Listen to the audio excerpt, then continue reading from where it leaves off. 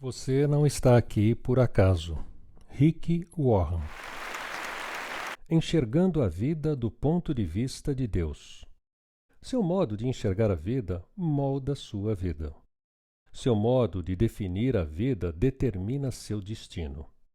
Sua perspectiva influenciará como investirá seu tempo, gastará seu dinheiro, usará seus talentos e valorizará seus relacionamentos. Uma das melhores formas de compreender os outros é perguntar-lhes: como vê sua vida?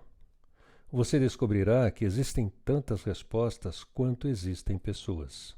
Já me disseram que a vida é um circo, um campo minado, uma montanha russa, um quebra-cabeça, uma sinfonia, uma jornada e uma dança.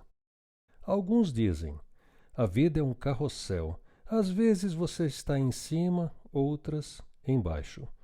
E algumas vezes fica apenas dando voltas. Ou a vida é uma bicicleta de 10 marchas, com engrenagens que nunca usamos. Ou a vida é um jogo de cartas, tem de jogar com o que lhe deram. Se eu perguntasse como você imagina a vida, qual figura lhe viria à mente? Tal imagem é sua metáfora de vida. É a visão da vida que você tem, consciente ou inconscientemente. É a sua descrição de como funciona a vida e o que você espera dela. As pessoas, frequentemente, expressam suas metáforas de vida por meio de roupas, joias, carros, penteados, adesivos e até mesmo tatuagens. Sua não verbalizada metáfora de vida influencia sua vida mais do que imagina. Determina suas esperanças, valores, relacionamentos, metas e prioridades.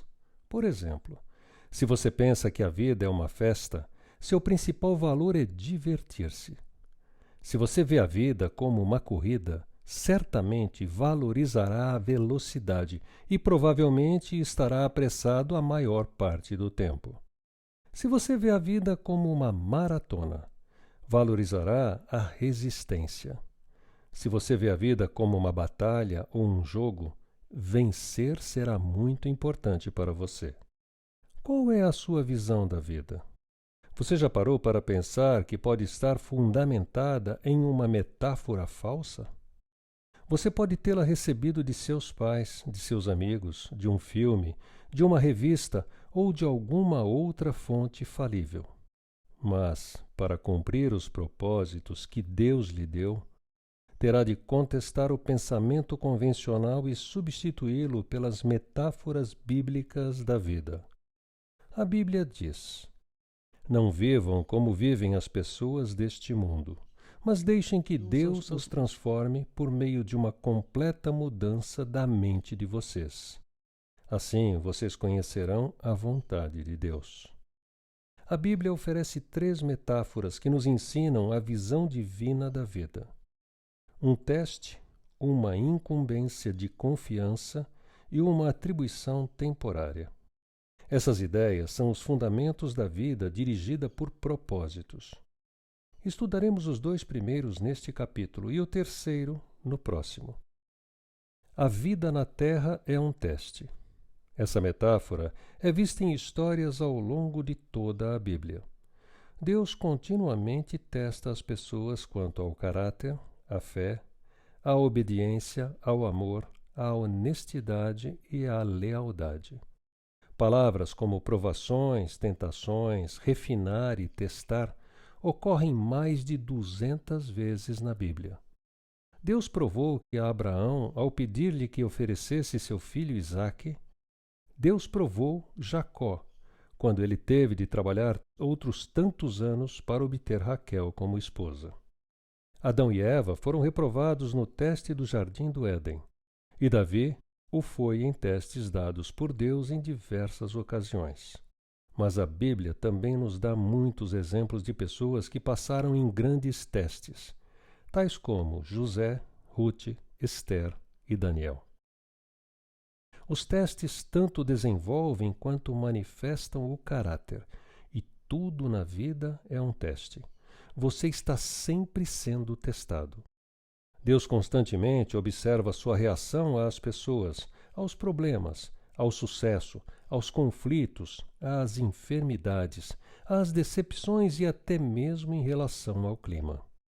Ele até observa os mais simples gestos, como quando você abre uma porta para alguém, pega o lixo jogado no chão e quando é educado com um balconista ou uma garçonete. Não reconhecemos todos os testes que Deus aplica, mas podemos prever alguns deles com base na Bíblia. Você será testado por grandes mudanças, promessas que se demoram a realizar, problemas impossíveis, orações não respondidas, crítica imerecida e até mesmo por tragédias sem sentido. Em minha vida, percebo que Deus testa a minha fé por meio de problemas, minha esperança pelo meu modo de lidar com minhas posses e meu amor por meio das pessoas. Um teste muito importante é verificar qual é a sua atitude quando não consegue sentir a presença de Deus. Às vezes Deus se retira intencionalmente e não sentimos mais sua proximidade. Um rei chamado Ezequias experimentou esse teste. A Bíblia diz: Deus deixou-o à sua própria sorte, a fim de prová-lo e ver como era realmente o seu coração. Ezequias tinha um forte relacionamento com Deus, mas, em certa ocasião crucial de sua vida, Deus deixou-o só para testar seu caráter, revelar uma fraqueza e prepará-lo para uma responsabilidade maior. Uma vez que tenha compreendido que a vida é um teste, percebe que nada é insignificante. Mesmo o menor incidente é relevante para o desenvolvimento de seu caráter. Cada dia é importante e cada segundo é uma oportunidade de crescimento para aprofundar o caráter e demonstrar amor ou dependência de Deus. Alguns testes parecem esmagadores, enquanto outros você nem percebe. Mas todos têm implicações eternas. A boa notícia é que Deus quer que você passe nos testes da vida, então Ele jamais permitirá que enfrente testes maiores que a graça que Ele lhe concede para lidar com eles. A Bíblia diz: Mas Deus cumpre a sua promessa e não deixará que vocês sofram tentações que vocês não têm forças para suportar. Ao contrário, quando vier a tentação, Deus dará forças a vocês para suportá-la e assim poderão sair dela. Toda vez que passa em um teste, Deus toma conhecimento e faz planos para recompensá-lo na eternidade. Tiago diz: Felizes são aqueles que perseveram quando são testados. Depois de serem aprovados, eles receberão a coroa da vida que Deus prometeu aos que o amam. A vida na terra é uma incumbência de confiança.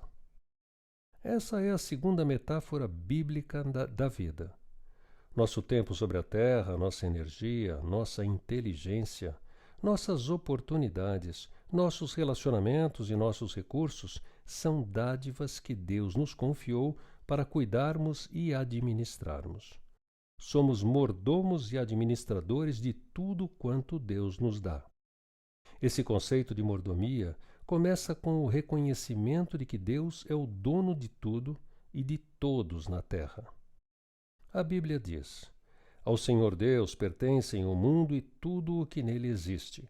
A terra e todos os seres vivos que nela vivem são dele. Nunca realmente possuímos qualquer coisa durante nosso breve período de vida na terra. Deus apenas nos empresta a terra enquanto estamos aqui. Ela já era propriedade de Deus antes que chegássemos, e Deus irá emprestá-la a outras pessoas depois que morrermos. Tudo o que você pode fazer é desfrutá-la por algum tempo. Quando Deus criou Adão e Eva, confiou a eles os cuidados de sua criação e os nomeou administradores de sua propriedade. A Bíblia diz: E os abençoou, dizendo: Tenham muitos e muitos filhos, espalhem-se por toda a terra e a dominem. e tem um poder sobre os peixes do mar, sobre as aves que voam no ar e sobre os animais que se arrastam pelo chão. O primeiro serviço que Deus deu aos humanos foi administrar e cuidar das coisas dele sobre a terra. Dessa função, o ser humano jamais foi exonerado, e é parte do nosso propósito atualmente. Tudo de que nós desfrutamos deve ser tratado como uma incumbência de confiança que Deus nos pôs nas mãos. A Bíblia diz: vocês têm alguma coisa que não tenha sido dada por Deus? E se tudo o que vocês têm vem de Deus, por que vocês se vangloriam como se tivessem realizado alguma coisa por si próprios? Anos atrás, um casal deixou que minha esposa e eu usássemos nas férias sua bela casa de frente para a praia no Havaí. Era uma experiência com a qual nunca poderíamos arcar e aproveitamos muitíssimo. Foi-nos dito: usem a casa como se fosse de vocês. Então foi isso que fizemos. Mas sabíamos durante todo o tempo que a casa não era realmente nossa. Por isso, tomamos um cuidado especial com tudo. Aproveitamos os benefícios de a utilizarmos sem sermos proprietários dela. Nossos valores culturais dizem: se não é o dono, não precisa ter cuidado. Mas os cristãos vivem por um padrão mais elevado. Visto que Deus é o dono, devo cuidar da melhor forma possível. A Bíblia diz: os que recebem em confiança algo de valor devem demonstrar que são dignos de tal confiança. Jesus frequentemente se referia à vida como uma incumbência de confiança e contou muitas histórias para ilustrar essa responsabilidade perante Deus. Na parábola dos talentos, um homem de negócios confiou sua riqueza aos cuidados dos servos, enquanto estava fora. Quando retornou, avaliou a responsabilidade de cada servo e recompensou-os de acordo com suas ações. O dono diz: você foi fiel no pouco, e eu o porei sobre o muito. Venha e participe da alegria do seu senhor. Ao fim de sua vida sobre a terra, você será avaliado e recompensado conforme seu desempenho ao lidar com o que Deus lhe confiou.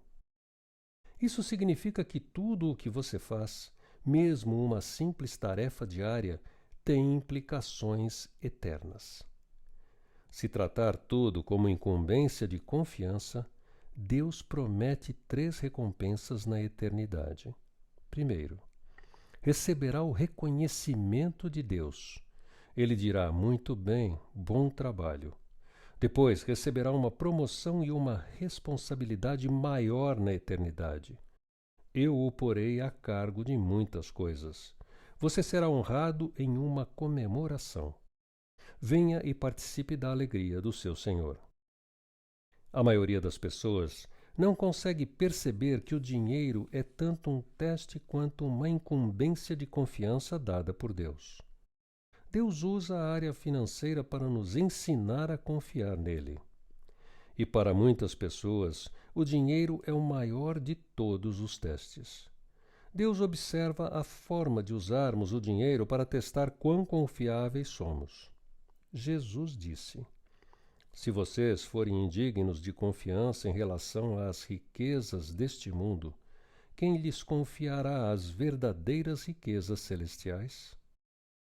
Essa é uma verdade importante, muito importante.